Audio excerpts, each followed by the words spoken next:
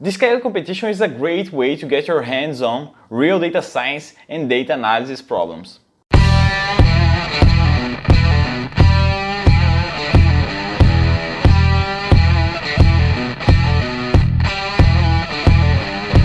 One of the major problems when learning data science is how to get your hands on real problems.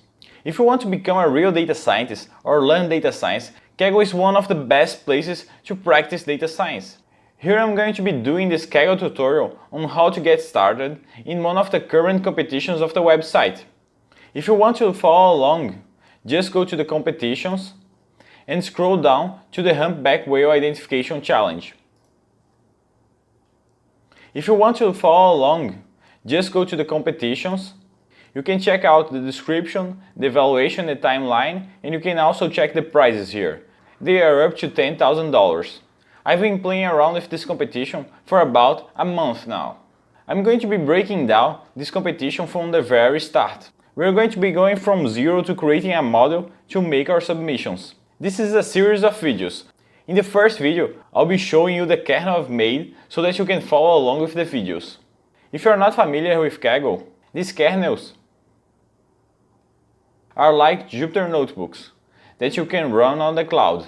If you want to follow along with this kernel, you can fork the kernel here.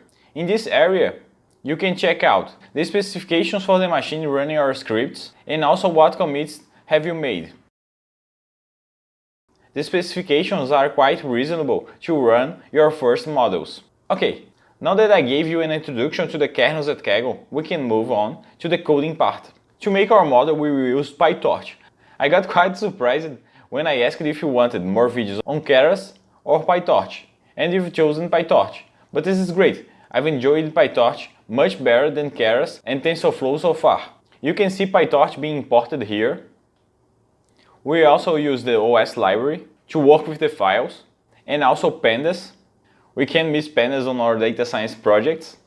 For the matrices and vector calculations, we will be using our old friend NumPy.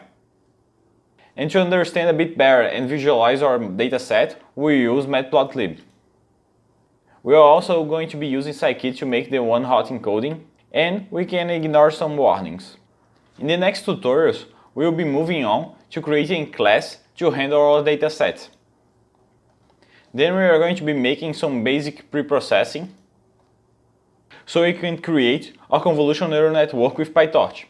And I'll be publishing the next tutorial next week. If you don't want to miss out, just subscribe and hit the notification button. I also want to ask for feedback from you. If you want a specific topic covered here, just comment below.